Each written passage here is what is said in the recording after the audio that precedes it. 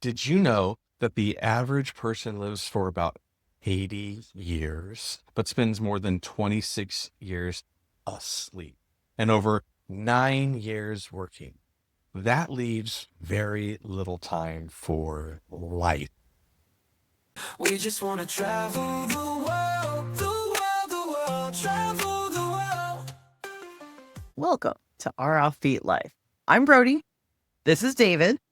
And we are full-time travelers, digital nomads, and we have been world schooling our son since 2019. What you're seeing on screen right now is something that changed our lives forever.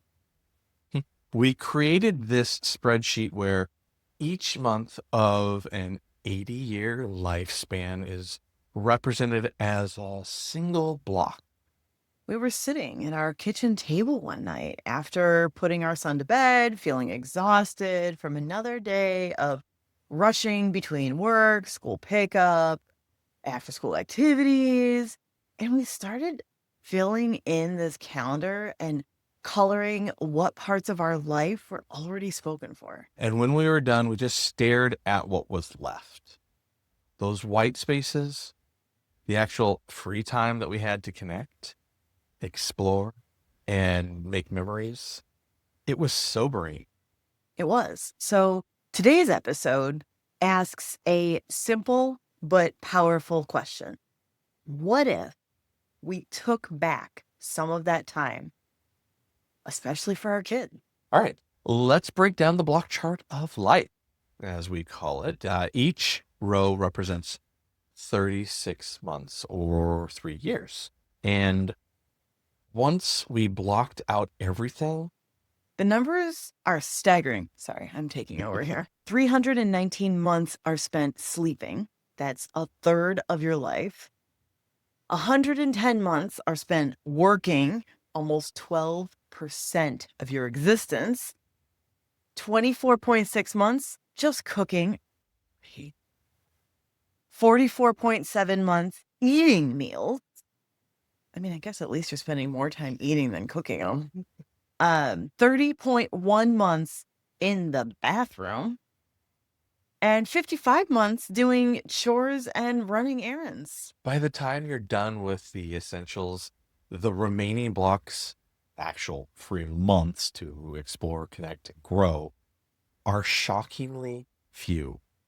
Here's what a standard day looked like for us before. 6 a.m., wake up, get everyone ready. Sometimes I woke up earlier than that. 7:30 a.m., school drop off. 8 a.m. to 5 p.m., work. 5:30 p.m., pick up, activities, homework. 6:30 p.m., dinner prep and eating. 8 p.m., bedtime routine starts. 9 p.m., we would collapse, exhausted. But we also needed to prep for the next day, so 11 p.m. was really when we went to sleep. Yeah. And sometimes there are different days, different things in between, but Sure. most families don't even realize that they're living on a schedule designed for someone else's priorities. Yep. School schedules, mere work schedules, summer breaks are tiny bubbles of freedom in a sea of routine. Not if you're sending your kids to summer camp, then it's just like school drop. Just saying. It's true. Just saying. But anyway, there are 12 months in a year and about 960 months in an 80-year life. That sounds like a lot until you realize that third of your time spent sleeping, that's already down to 640 months. And when you start breaking it down further, school, work, chores. I mean, we don't even talk about, showering. I mean, we just talked about bathroom breaks. So it slips through your fingers a lot faster than you think. Let's look at it this way. If you're 18 years old, you might have 900 months left if you live to 90.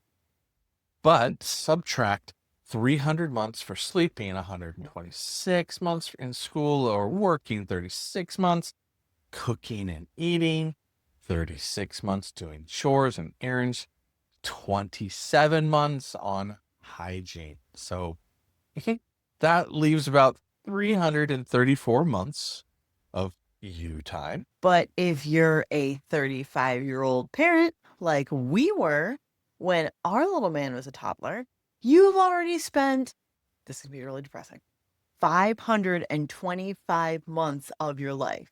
A third of that sleeping, add in work, household duties, parenting, errands. What's left? Maybe 150 months of truly free, memorable time.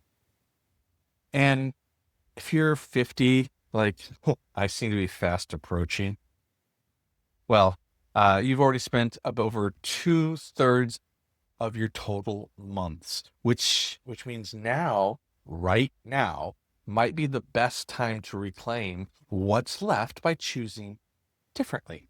And the best gift you can give your kids is not just time, it's time well spent. Worldschooling doesn't just break free from the 8 to 3 school schedule Or 8 to 5 work schedule. or 8 to 7. Or 8 to 7. Well, it expands learning into every moment, whether we're hiking a jungle trail or shopping in a street market. Our son isn't waiting for recess to explore the world. He's already in it. We've traded tests for conversations, classrooms for cultural immersion, and worksheets for actual life experiences. Yeah, and we work around that, not the other way. So flexible schedules, working remotely, and unschooling has given us back something that most people don't even know that they're missing: real time together. It's true. I remember when we were on our massive drive through Central and South America on the Pan American Highway, our son kept a running list of all the best things he had seen and experienced.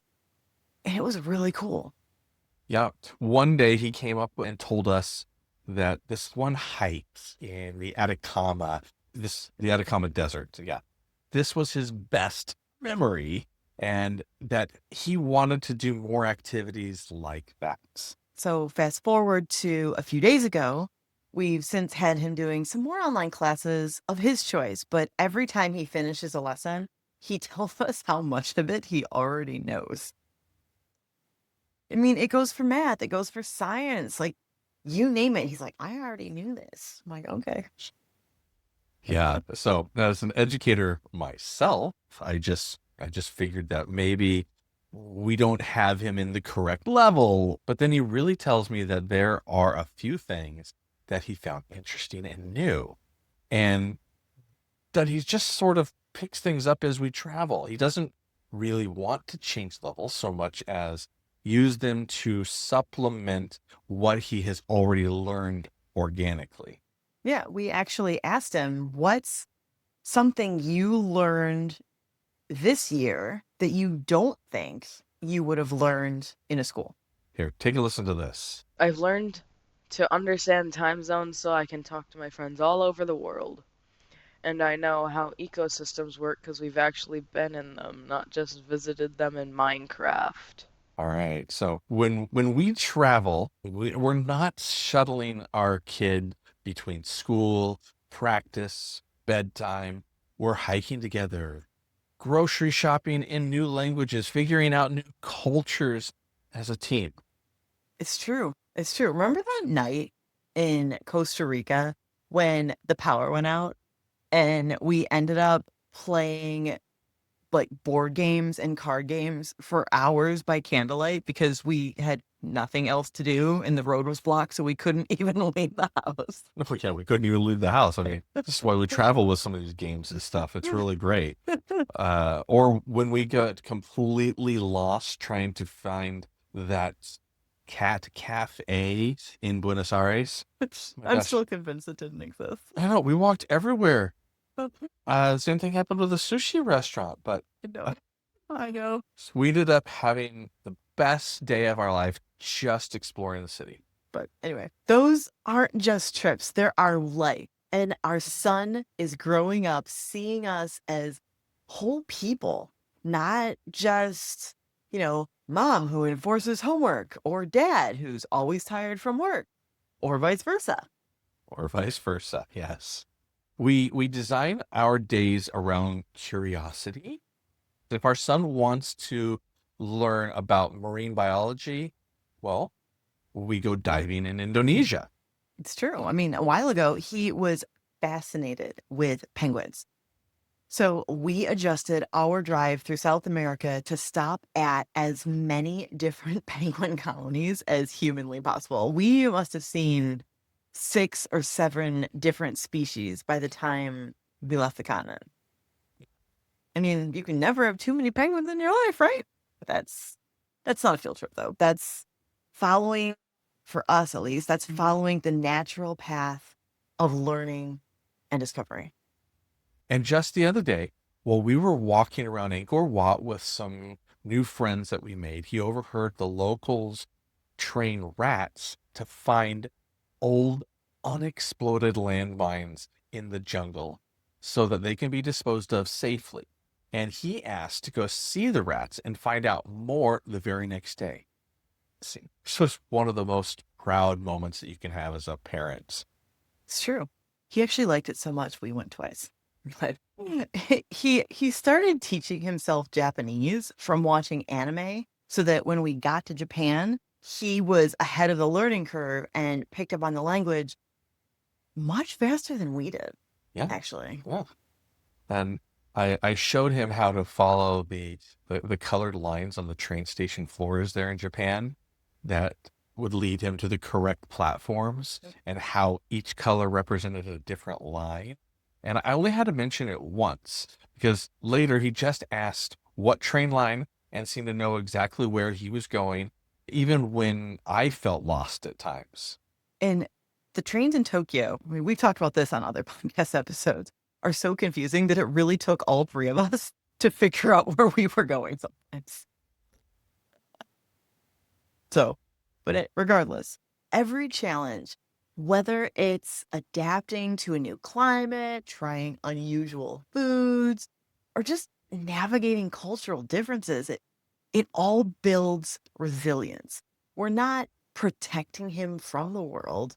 We're helping him learn to thrive in it. Exactly. So let's address the questions that we get asked the most often. Ooh. The first big one. What about socialization? Yeah. This is probably the most common concern. Won't your child miss out on making friends? I mean, the truth is, our kid interacts with people of all ages and cultures, something a classroom just can't replicate. Yes, in traditional schools, children are segregated by age. Yep. In real life, that never happens. Our son is comfortable talking to anyone from any background at any age. It's true. I mean, next question.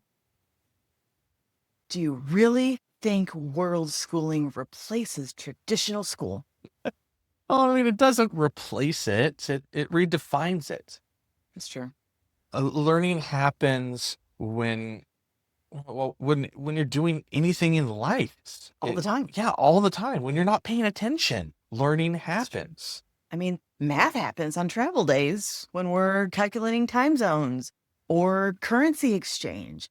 History comes alive at ancient sites. I mean, when you're really walking through places that other humans from hundreds or thousands of years ago have been. In science, is just all around us in nature. And, his writing skills develop naturally because he keeps a travel journal. Very good. Next big concern. How do you balance work and travel? That one can be tricky at times. I will admit that. But we work flexible online jobs that are more project-based, but we also intentionally make space for what matters most, which is our family's connection and growth.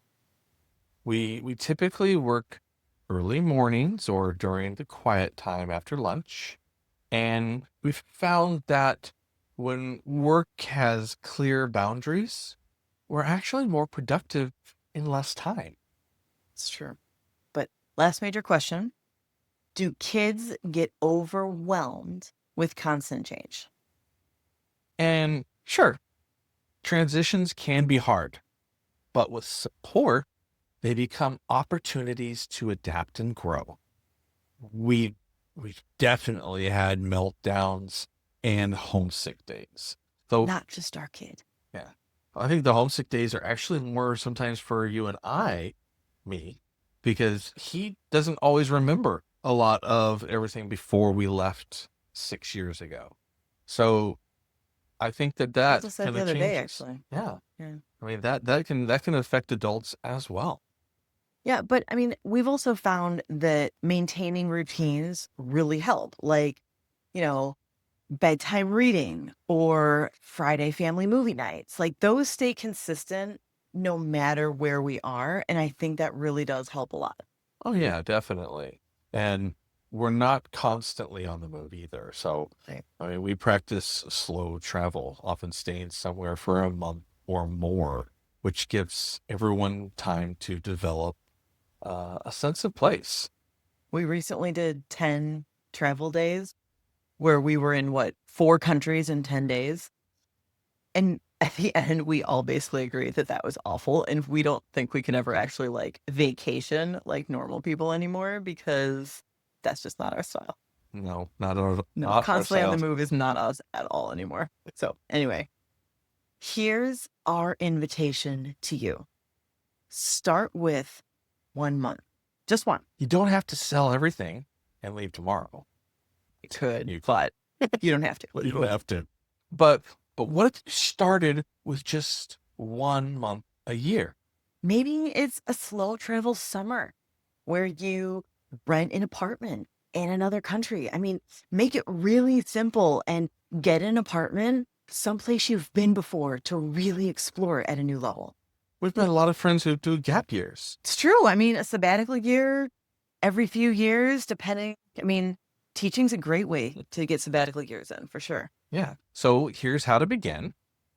Look into online or hybrid work opportunities. Yep. Try negotiating remote work or a trial period. Yep. Explore Worldschooling communities. I mean, join Facebook groups like Worldschoolers or Worldschooling Central. Start with weekend adventures. Practice the mindset locally before going globally. Yeah. And research education options, homeschooling, online schools, sabbatical programs, or go all in on unschooling. We talk all about education options in season 2 of our podcast. We definitely do. We have a ton of content on that. All right. So ask yourself, if time were currency, are you spending it on what really matters to you and your family? Wow. That's a good way of putting it. I mean, I know. each of these white blocks on that calendar, they represent choice, freedom, the opportunity to live differently. You can't change necessarily how much time that you're going to be sleeping. You can't necessarily change. You could, but it might not be good for you. A little bit. You can't change that you have to eat, but you can change where you're eating, what you're experiencing. That's true. That's true. Because even before we left to travel, we would go to one new cuisine restaurant every month with some of our friends. Do you remember that? I do. I mean, and we were eating, Ethiopian food and all sorts of amazing food just in our hometown. I mean, we were lucky we lived in Chicago, so it was a lot easier to do that. But it was a really great way to be adventurous without even leaving home. So this life isn't always easy, but it is definitely worth it. I mean, the logistics, they can be complicated. Yeah. Finding reliable Wi-Fi isn't always simple, and we'll go into that in a future episode as well. But sometimes we miss those familiar routines. It's true. It's true. But then we have moments like watching our kid confidently lead us through a market that he's figured out, or seeing his face light up when he connects with another kid who doesn't speak his language, or at least not well, and still becomes a friend, or they still have fun on the playground together. So let's hear one last thought from our son. My favorite part about world schooling is that I get to see what I want to learn. Like when I wanted to know more about anime, so when we went to Japan, we did all the anime things. And I get to spend way more time with my parents than my friends do with theirs. So share this episode with a parent who needs to hear this. And remember, it's not about how much time we have, it's about how we use it. Yeah, thinking about that. So until next time, this is David. And Brody from our Offbeat Life. Happy Happy travels. travels.